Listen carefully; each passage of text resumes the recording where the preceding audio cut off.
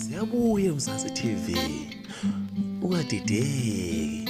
Lena ungayithi vu. Sikuphathele uBhekizwi Shangase uzokhuluma ngendida yeBhayibheli. Hlala la ukhona unethezeke, ulalele kahle.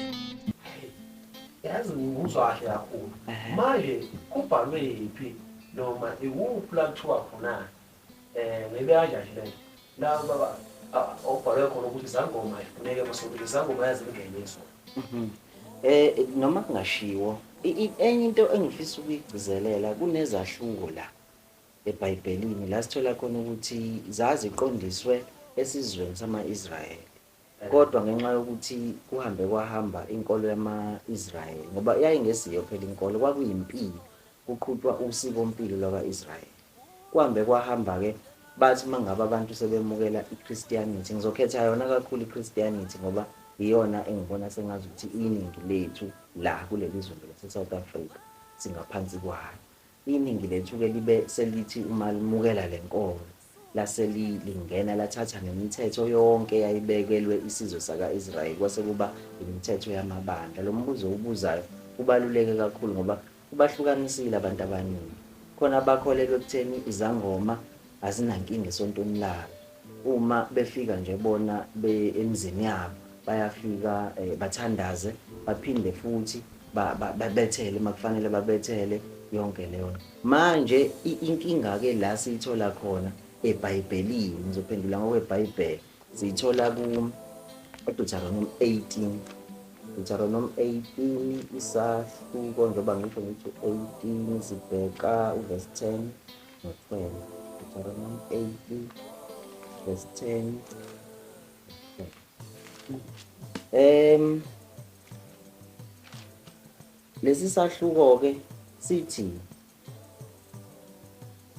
makungafunyanwa kuwe umuntu odabulisa indodana yakhe noma indodakazi yakhe emlilweni noma umbhuli noma ohlola imihlobo noma owenza imilingo noma umlungu noma owenza iziphonzo 11 lo noma obhula emadlozini noma umthakathi noma umlozikazi. Ileyo nto la uthola khona sephiwa eBhayibhelini ukuthi ziyadingeka izangoma okusho ukuthi ngokwaka-Israyeli izangoma zazingafuneki.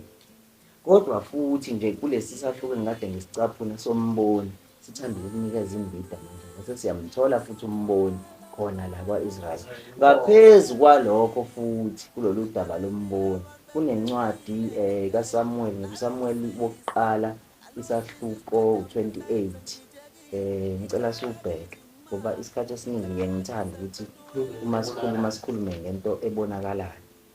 uSamuel wokuqala isahluko 28 la sithola khona ukuthi inkosi le uSawule ngikade ngikhuluma ngayo yayisikhethiwe yenza okwakungalungile emehlweni kaNkulunkulu. uNkulunkulu wayethuma ukuthi ayihambe yekokulwa kodwa uma ngabe siyilwile bese ithatha uma ngingaphosisi ngithi babelwa nama-Amaleki ekulweni kwabo nama-Amaleki wathi uNkulunkulu uma usulwile ngama-Amaleki wawanqoba ubulale yonke into yakhona ucekele phansi ucekele ngisho imfuyo yakhona phansi kodwa yena wasuba umona wayesethatha izilwane inkomo kakhulukazi ezayinqonophele wangayibulala zona destroy ukuyo la sesithola khona uNkulunkulu esemflathela.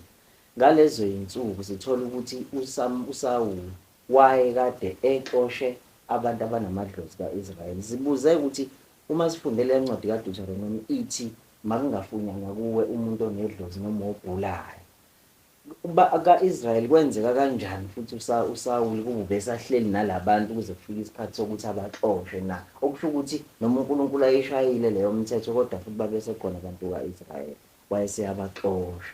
Ekubaxosheni kwakhe sithola ukuthi laphaya kusahluko 28 lengikade ngikusho incwadi kaSamuel wokuqala isahluko 28 uSawuli uyahamba useyakobhula eNidori uyakobhula esangomeni uqala ukukhuluma nezingceku zakhe ukuthi azimiyalele umuntu onedlozi okuyena yena obhulayo ongaba namandla kumqaqela inkinga ngoba uNkulunkulu wayesemdubile bengasenako ukuxhumana naye. Manje leyo nto yayimkhathaza ngoba wayeyavama ukuthi mangabelele aphuphe khona into kwakuthiwa ama-urimi zivele lezo zinto kuyena abone ukuthi impi ababezoyilwa yayiphetheni, kanti ngaleso sikhathi kwasekufufusa impi yabo namaFilisti abaka-Israyeli. Wabona uNkulunkulu engamvezela ilutho ngokuthi impi yakhe izohamba kanjani, wayesethi akahamba ekohlola.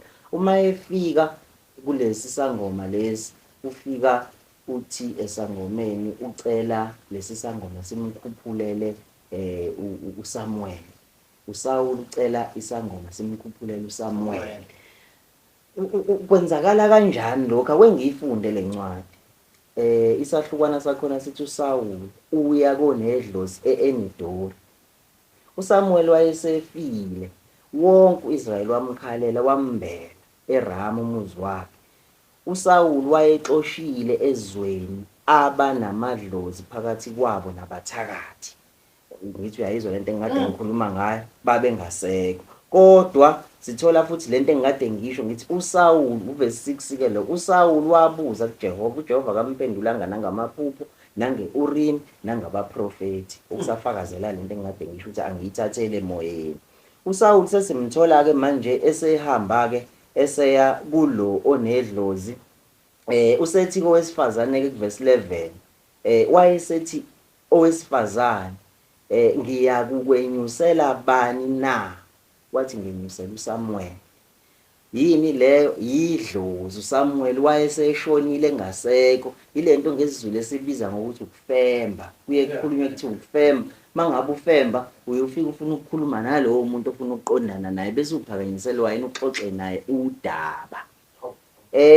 Uma ke esenyusiwe uSawuli, esenyusiwe uSamuel, ngixolise lapha, esenyusiwe usethi masifunda uverse 14, wathi kuye, unesimo sini na? Wathi ukhuphuka ixhegu limboziwe ngengubo. uSawuli wabona ukuthi kunguSamuel, wakhothamela phansi ngobuso wakhuleka. Manje uma ehamba eya konedlozi uSawuli, efika ngempela amvezele uSamuel, kungenzeka yini ukuthi uNkulunkulu wayesamelene nabanedlozi? Uma kuwukuthi wayemelene nabanedlozi, uSamuel wafela ekuxhumaneni noNkulunkulu, babexhumene noNkulunkulu waze wahamba emhlabeni, okukhomba ukuthi uma kuwukuthi izangoma ngempela zayingavumelekile kwakungafanele abonakala. Kodwa siyalithola leli dlozi selibonakala futhi. Libonakala kanjani idlozi eluSawuli manje? Liqhamuka kanjani kube kwaIsrayeli babengafuneki abantu abanedlozi? Lezi zinto ziyadida. Uma ke manje usuthola inkulumo kaSamuel, kuthiwa kuverse 15, uSamuel wathi kuSawuli, unginyakaziselani ukuba ungenyuse na? uSawuli waphendula wathi, ngihluphekile kakhulu ngokuba amaFilisti ayalwa nami, uNkulunkulu ungishiyile, akasaphenduli nangabaprofeti nangamaphupho. Ngalokho ngikubizele ukuba ungazisi ukuthi ngiyakwenze njani. uSamuel wathi, pho ubuzelani kimi lokhu uJehova usesukile kuwe waba yisitha sakho? Angithi uyayizwa leyo nto? Lento ke manje iyasidida, ngoba uma wehla naso ke lesahlukuzo ugcina usuthola ukuthi ngeke ngisifunde sonke, kodwa uzogcina usuthola ukuthi uNkulunkulu noSawuli ekuxabaneni kwabo esehambe seya kuSamuel. uSamuel ufika uveza kuSawuli ukuthi hayibo, wena kusasa uzobe usunami namadodana akho, nangempela wafa uSawuli, okukhomba ukuthi wayesezofa yephi, ayekohlala nedlozi eluSamuel, base bezohlala ndawonye nabantu. Kodwa kuqalaphi? Kuqala ekuvukeni nasedlozini.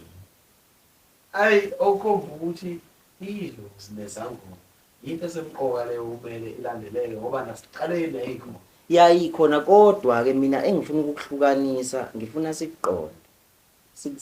siqonde kabanzi ukuthi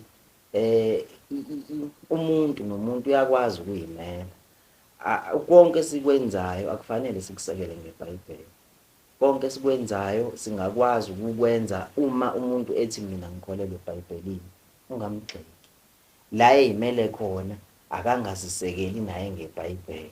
Lo futhi osekela impilo yakhe ngeBhayibheli kukuyena. Kodwa engizama ukukuveza la ukuthi uma ngabe uyisangoma awukwazi ukuthi isangoma sivumelekile eBhayibhelini ngisangoma mina, kodwa uyakwazi ukukusekela uma ngabe uyisangoma uthi ngisangoma mina ngoba ukhokho wayeyisangoma. Iphelele lapho indaba yakho, ungabusawelela ngale. Hey.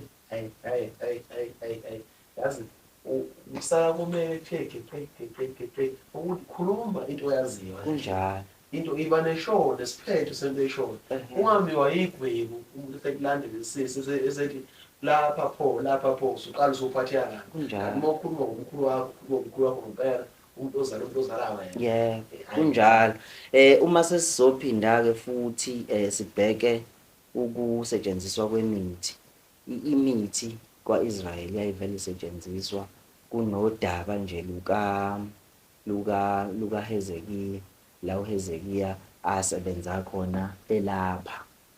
Incwadi le yamakhosi okuqala isahluko sika-20.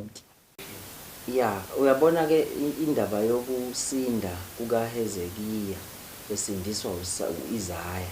Ila ubona khona ukuthi umuthi kaIsrael wawusebenza ungenankinga. Sithola egula uHezekiya, gulela ukufa. Ngaleso sikhathi egula kwafika uIsaya. uIsaya wamlapha nje. Wamlapha kalula. Uma ufunda incwadi yamakhosi esibili isahluko 20 uverse 7 la kuthiwa khona wathi uIsaya landani isigaxa samakhiwane basilanda wasibeka ethumbeni wasinda.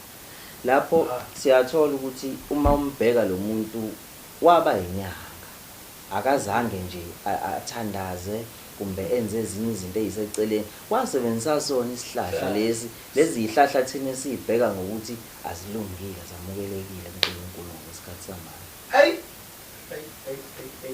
Ukuthi lento yonke yayisebenza ifuthi namanje okusasebenza kunjalo ngisasebenza. Insuku zokugcina ngicabanga ukuthi kufanele sivele siyenze nje ibe isahluko sayo yodwa, ngoba kwayona insuku zokugcina ngicabanga ukuthi singakhuluma ngayo kushona ilanga. Ugcina usuxakeka ukuthi hayibo insuku zokugcina zikhona noma zikho kodwa ngizoyixoxa ngelinye. Hayi thokoza thina. Ake siye lapha kule yancwadi lapha ku-20 eBhayibhelini. Le nkulumo ekhuluma la ngicabanga ukuthi iqoqele lapho. Iphelele yonke. Umbukeli nje oyifisayo le ncwadi uzoyithola, inamba zizovela escreenini abone ukuthi uzoxhumana kanjani nathi akwazi ukuyithola incwadi yakhe. Zonke lezi zinto esikhuluma ngazo angishiyanga lutho, konke kuphelele. Futhi ke lapho sinqamulela nje. Hayi. Uthokoza thina futhi omdala.